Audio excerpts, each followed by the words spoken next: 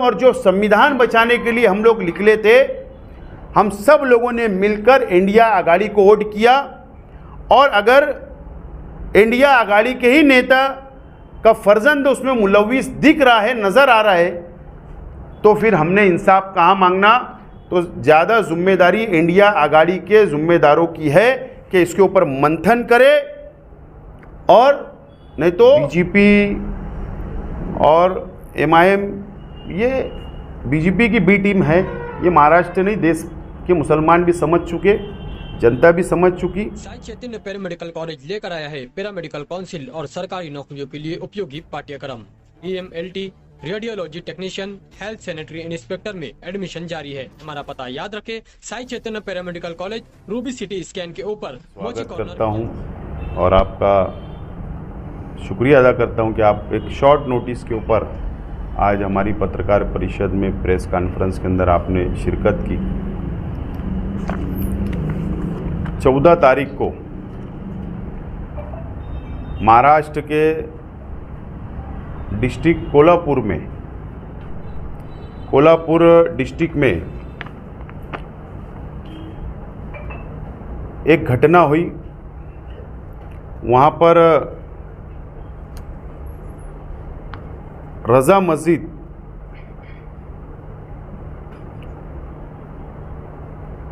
फिरका परस्तों ने गजापुर में, बात ध्यान रखो आप, विशालगढ़ एक किला है और विशालगढ़ के ऊपर एक दरगाह है, लेकिन जहाँ पर मस्जिद है,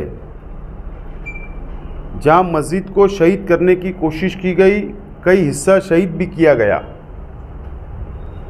कुरान शरीफ की बेहुरमती की गई। ये गजापुर एक गांव है जो विशालगढ़ से तकरीबन 3 किलोमीटर दूरी पर है। मैं सबसे पहले अहलियान शहर की जानिब से मैं इस घटना की मजम्मत करता हूं जो कुरान शरीफ की बेरुमती की गई, मस्जिद को नुकसान पहुंचाया गया, माँ बहनों को खेत के अंदर दौड़ाकर मारा गया, मासूम बच्चों को मारा गया।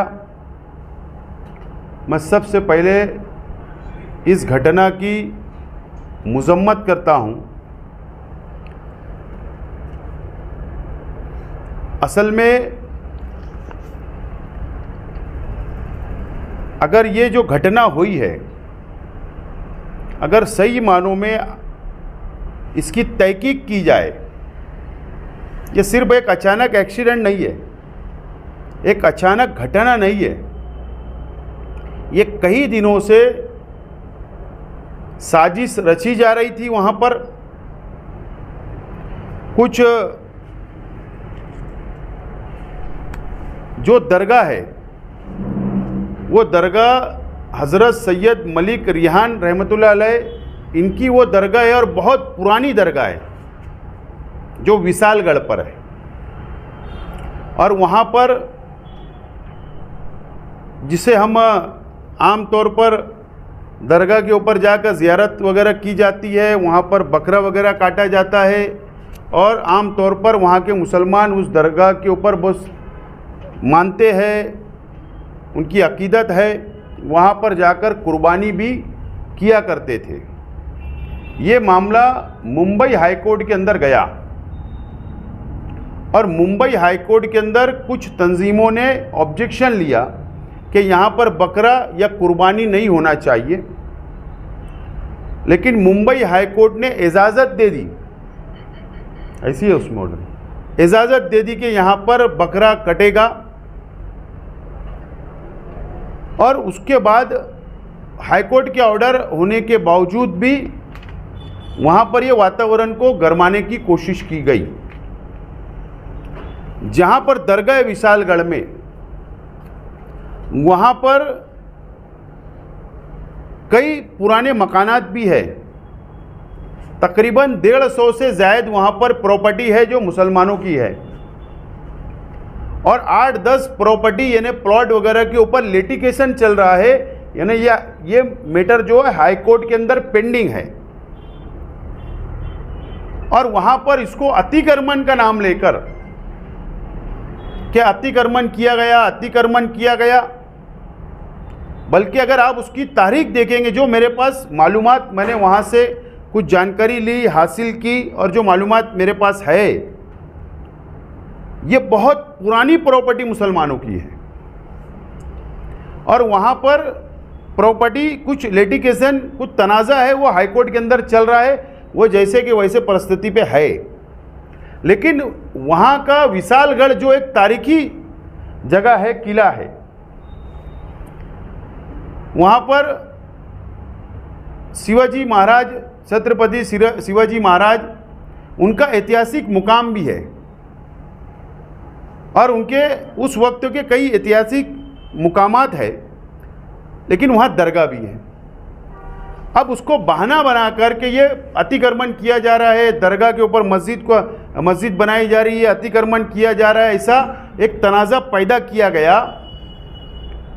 और ये हाई कोर्ट का जो ऑर्डर आया बकरा वहाँ काटने का, कुर्बानी करने का, ये तमाम ही बातों को एकत्र किया गया और उसके बाद ये ऐलान किया गया। ऐलान ये किया गया कि हाई कोर्ट के ऑर्डर से या न्याय प्रवेश चीज़ को डर बताकर कुछ फिरकापरस्त तंजीमों ने, कार्यकर्ताओं ने, कुछ नेताओं के इशारे पर यह बताया गया, हमारे पास उसकी इलेक्ट्रॉनिक मीडिया की वीडियो भी मौजूद है, कि हमको वहाँ जाने से कोई रोक नहीं सकता। और एक व्यक्ति है जो उसने अलग अलग तरीके की पोस्ट किया, खतरनाक पोस्ट किया है कि बाबरी 14 तारीख फिर एक बाबरी, इस तरीके की खतरनाक पोस्ट वायरल की गई। उस व्यक्ति का नाम है, जो व्यक्ति ने अपने सोशल मीडिया अकाउंट से, सोशल मीडिया फेसबुक पर, उस व्यक्ति का नाम है रवि पडवरकर, रवि दादा पडवरकर नामी वो शख्स है। उसकी भी कुछ वीडियोस है जो वो उकसा रहा है वहाँ के लोगों को। और मैं साफ तौर पर, मुझे जाती तौर पर किसी से कोई तनाज़ा नहीं है, कोई समाज से, कोई धर्म से कोई मुझे शिकायत नहीं है, लेकिन शिकायत इस बात की है कि वहाँ पर जो कोल्हापुर के मेंबर ऑफ पार्लियामेंट साहू जी महाराज, जो अभी चुन कर आए कांग्रेस पार्टी से, उनके फर्जंद उनका नाम है संभाजी राजे छत्रपति, जो एक्स मेंबर ऑफ पार्लियामेंट है और वो बीजेपी के कोटे से पिछले टर्मों में राज्यसभा के मेंबर रहे। वो भाषण किया उन्होंने कि हमको वहाँ जाने से कोई ताकत नहीं रोक सकती, और उकसाया गया और फला दिन फला तारीख को आपको वहाँ जमा होना है। और फिर ये गजापुर वहाँ से 3 किलोमीटर दूर है, वो शहर के अंदर जमा हुए और प्रशासन ने उनको रोका, वहाँ के मॉब को रोका कि आप वहाँ नहीं जा सकते, हाई कोर्ट ने उनको इजाज़त दी है। तो वहाँ पर ये फसाद हुआ। वहाँ की मस्जिद जो है, गजापुर की मस्जिद की मैं बात बोल रहा हूँ, सुन्नी रज़ा मस्जिद को वहाँ पर नुकसान पहुँचाया गया, शहीद किया गया, कुरान शरीफ की बेहुरमती की गई। और ये तमाम ही मामलात ये वहाँ पर हुए, मैं उसकी मजम्मत करता हूँ। मैं बहुत छोटा आदमी हूँ, बड़ी बात होगी, लेकिन मैं आज साफ तौर पर यह कहना चाहता हूँ, मैं कोई सियासत नहीं करना चाहता, कि वहाँ के मेंबर ऑफ पार्लियामेंट जो कांग्रेस पार्टी से है, उन्होंने अपनी पॉलिसी जाहिर करना चाहिए कि एक तरफ उनका फर्जंद लड़का उकसा रहा है, भीड़ इकट्ठी कर रहा है और वहाँ पर जाकर हिंदू मुस्लिम या मस्जिद को शहीद करने का काम करवा रहा है खुला, और दूसरी तरफ वहाँ के मेंबर ऑफ पार्लियामेंट साहू जी महाराज अमन की बात कर रहे हैं। ये तफावत है। ये बात पॉलिसी क्लियर होना चाहिए। या तो कांग्रेस पार्टी ने माफ़ी मांगना चाहिए महाराष्ट्र की और हिंदुस्तान के मुसलमानों से। नंबर एक, मैं किसी से व्यक्तिगत मेरा तनाज़ा नहीं है, लेकिन अगर जानबूझकर इस तरीके की घटना अगर होगी, और मेरा इस साफ तौर पर बोलना है कि सरकारी पार्टी के लोग आज जो महाराष्ट्र में सरकार में बैठे हुए हैं, ऐसे लीडरान का भी समर्थन ढके छुपे अंदाज में घटना से पहले और घटना के बाद भी नज़र आ रहा है, जो सबूत मेरे अपने पास ये मुझे मालूमात मिली है। सवाल ये है कि सरकार से हम क्या उम्मीद लगाए कि सरकार से इंक्वायरी मांगे? ये हो ही नहीं सकता है। सरकार अगर कहीं ना कहीं शक के दायरे में है, सरकार के पदाधिकारी शक के दायरे में है महाराष्ट्र सरकार की, और अगर वहाँ एक तरफ मेंबर ऑफ पार्लियामेंट, साबिक मेंबर ऑफ पार्लियामेंट अगर इसके अंदर मुलविस है, और अगर फिरका परस्त तंजीमें उसके अंदर मुलविस है, तो इंसाफ हमने कहाँ मांगना? इस महाराष्ट्र के मुसलमानों ने। मैं ये मानता हूँ कि हर समाज, हर धर्म, हर जाति ने साथ में मिलजुल कर रहना चाहिए, भाईचारा बनाना चाहिए, किसी के भी मजहबी मुकामात को नुकसान नहीं पहुंचाना चाहिए, किसी भी मजहबी किताब को नुकसान नहीं पहुंचाना चाहिए।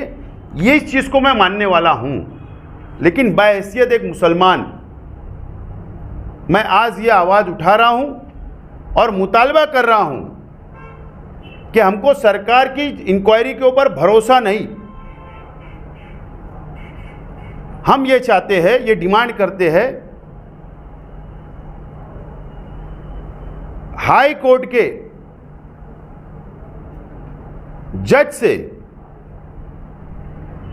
न्यायाधीश से इसकी इंक्वायरी होना चाहिए, और दूध का दूध और पानी का पानी होना चाहिए। सवाल यह है कि एक बहुत बड़े नेता का इन्वॉल्वमेंट सामने जब आ रहा है, तो ये बहुत बड़ा नेता है, तो सरकार डर ना जाए, दबाव में ना आ जाए। ये बात आज सामने है। हो सकता मेरी पत्रकार परिषद से कई लोगों को ये जानकारी हो रही कि घटना क्या है। महाराष्ट्र के कई लोगों को ये अब मालूम पड़ेगा कि घटना क्या है, सिर्फ वहाँ के मुकामी लोगों को पता है। तो इसके लिए इस महाराष्ट्र के अंदर महाविकास आघाड़ी के अंदर जितनी पार्टियां हैं उनकी भी जिम्मेदारी है, चाहे वो राष्ट्रवादी कांग्रेस पार्टी हो, चाहे वो कांग्रेस पार्टी हो, चाहे वो शिवसेना उद्धव ठाकरे की पार्टी हो, चाहे इंडिया अलायंस में कोई भी पार्टी हो। वजह यह है कि पूरे महाराष्ट्र नहीं बल्कि मुल्कों के मुसलमानों ने, दलित भाइयों ने, आदिवासी भाइयों ने, हिंदू भाइयों ने, जो सेकुलरिज्म और जो संविधान बचाने के लिए हम लोग निकले थे, हम सब लोगों ने मिलकर इंडिया आघाड़ी को वोट किया। और अगर इंडिया आघाड़ी के ही नेता का फर्जंद उसमें मुलविस दिख रहा है, नज़र आ रहा है, तो फिर हमने इंसाफ कहाँ मांगना? तो ज़्यादा जिम्मेदारी इंडिया आघाड़ी के जिम्मेदारों की है कि इसके ऊपर मंथन करे, और नहीं तो आने वाले दिनों के अंदर यहाँ के जो महाराष्ट्र असेंबली के चुनाव आ रहे हैं, इसके अंदर सोचना पड़ेगा इस महाराष्ट्र के मुसलमानों को, सेकुलर हिंदू भाइयों को, दलित भाइयों को। ये बात आज मैं साफ तौर पर विनंती करना चाहता हूँ इंडिया आघाड़ी से। मैं खुद भी इंडिया आघाड़ी से ताल्लुक़ है, लेकिन उसके बावजूद भी बाहैसियत एक मुसलमान, बाहैसियत एक हिंदुस्तानी शहरी, बाहैसियत संविधान को मानने वाला व्यक्ति, ये आज मैं डिमांड कर रहा हूँ। और मैं राष्ट्रपति महोदय को, महाराष्ट्र के गवर्नर जो संवैधानिक पद के ऊपर बैठे हैं, मैं उनसे डिमांड करूंगा कि हाईकोर्ट के सिटिंग जज से, मैं रिटायर जज नहीं बोल रहा हूं, सिटिंग जज से उस घटना की इंक्वायरी होना चाहिए और इस महाराष्ट्र के जनता को इंसाफ मिलना चाहिए। इसीलिए आज की ये पत्रकार परिषद हम लोगों ने लिया है। और अगर इस तरीके के अगर महाराज के किलों पर अतिक्रमण नहीं निकाला जाएगा तो हिंदू तलवार नहीं उठाएंगे तो और क्या करेंगे? खुले अल्फाज में नितेश राणे को दूसरा कुछ काम नहीं है, सिर्फ सवेरे उठना और मुसलमानों के खिलाफ में जहर उगलने का काम करता है वो व्यक्ति। मैंने कहा कि वहाँ विशालगढ़ का जो किला है और जो वहाँ पर दरगाह है और जो वहाँ प्लॉट है, ज़मीन है, वो कई 100 साल पुरानी मुसलमानों की प्रॉपर्टी है। 7 या 8 प्लाट के ऊपर तनाज़ा चल रहा है, इससे मेरी जानकारी हो सकता गलत भी हो। ये न्याय प्रविष्ट है, कोर्ट के अंदर मैटर है, पहले उसको जानकारी ले लेना चाहिए। और महाराष्ट्र के अंदर जब असेंबली के इलेक्शन करीब है तो इस तरीके की जहर उगलने का काम होगा, इस तरीके का तनाव पैदा करने का काम होगा। और मैं समझता हूँ कि महाराष्ट्र के हिंदू मुसलमान इनकी साजिश को नाकाम बना देंगे। मालेगांव शहर मस्जिदों मीनारों का शहर है, कई बड़ी दीनी तंजीमें मालेगांव शहर में मौजूद है, तो इनके जिम्मेदारान ने इस मामले को लेकर आगे आना चाहिए। मैं मुसलमान हूँ, मुझे दर्द है, मैं प्रेस कॉन्फ्रेंस ले रहा हूँ, डिमांड कर रहा हूँ, ये मेरी अपनी जिम्मेदारी मैं कर रहा हूँ। मैं 3 दिन बाहर था, नहीं तो मैं सेम डे करता था। मैं 3 दिन बाहर था, रात में ही मैं आया हूँ बाहर से। आज मेरी जिम्मेदारी मैं कर रहा हूँ। अब दीनी तंजीमों ने क्या करना चाहिए, मैं इतना बड़ा आदमी नहीं हूँ कि उन लोगों को सलाह और मशवरा दे सकता हूँ। कल इम्तियाज़ जलील वहाँ पे जाने की बात कर रहे हैं, तो अचानक को बहुत ज़्यादा क्या सोचते हैं? नहीं, असल में बीजेपी और MIM, ये बीजेपी की बी टीम है। ये महाराष्ट्र नहीं, देश के मुसलमान भी समझ चुके, जनता भी समझ चुकी। कानूनी लड़ाई लड़ना चाहिए। वहाँ के लोगों को, वहाँ के ट्रस्टियान को, वहाँ के मुसलमानों को कानूनी मदद हम कैसे पहुँचा सकते हैं, इसके ऊपर बात होना चाहिए। और यही आज वक्त और हालात का तकाजा है कि उनको कानूनी मदद हम लोग पहुँचाएँ। ये सिर्फ वो सियासत, वोट हासिल करना, फिर इलेक्शन में स्टेज लगाना, पोलराइज करना, वोट लेना, ये सारी बातें, ये सिर्फ एक पाखंड है। उनको कानूनी मदद पहुंचाना चाहिए, चाहे वो कोई भी धर्म, कोई भी जाति के लोग हो। अगर उनसे हमदर्दी है, कोई भी पार्टी के लोग हो, तो कानूनी मदद उनके साथ हमको देना चाहिए। उनके जाने को आप क्या देखते हैं? नहीं, मैं ऐसा चाहता हूँ कि मैं ऐसा देखता हूँ कि जो तारीख है इस महाराष्ट्र की, इस देश की, कि एक तरफ बीजेपी भी भड़काऊ काम करती है, दूसरी तरफ MIM भी भड़काऊ काम करती है, और ये दोनों भड़का के अपने अपनी राजनीति सीधी करने का काम करते हैं। वहाँ जाकर, या मैं बोलता हूँ उस स्पॉट के ऊपर जाओ या कहीं भी जाओ, कानूनी मदद की उन्होंने बात करना चाहिए, वो भड़काऊ भाषण नहीं देना चाहिए। आपको ऐसा लगता है कि हिंदू वोट बचाने के लिए महाविकास अघाड़ी इसके ऊपर चुप्पी साधे हुई है, ताकि मुसलमानों की हिमायत में जाए तो हिंदू वोट न सरक जाए? इंडिया अघाड़ी के लीडरान से मेरी विनंती है कि बात आप अपना पॉलिसी जाहिर करो, साफ करो। इसीलिए मैं बोल रहा हूँ कि पॉलिसी जाहिर करना चाहिए। और अगर पॉलिसी जाहिर नहीं करे तो मैं समझता हूँ कि महाराष्ट्र के असेंबली के चुनाव के नतीजे कुछ अलग हो सकते हैं। मौजूदा MLA की क्या भूमिका रहनी चाहिए इस मामले? मैंने कहा ना कि मैं मुसलमान हूँ, मुझे दर्द हो, मैंने आवाज़ उठाया। उनकी क्या पॉलिसी, क्या भूमिका रहनी चाहिए, उतना बड़ा इंसान मैं नहीं हुआ कि दीनी तंजीमों को मैं सलाह दूँ कि आप ये करो। आप कोई मेमोरेंडम या कुछ देंगे किसी तंजीम के नाम से, या फिर?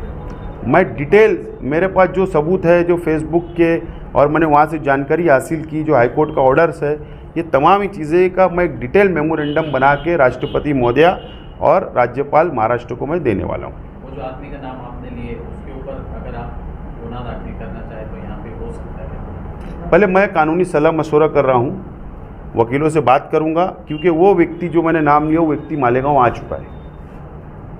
वो व्यक्ति मालेगांव का दौरा भी कर चुका हूँ। जब हिंदू जागरण मोर्चा हुआ था उस वक्त तो भी वो बंदा यहाँ था। तो बोलने का मतलब वो महाराष्ट्र में घूम के अगर लैंड ऑर्डर ख़राब करता है तो ज़रूर उसके ऊपर भी कार्रवाई होना चाहिए। उसके अंदर हम डिटेल मेमोरेंडम में लेंगे वो बात।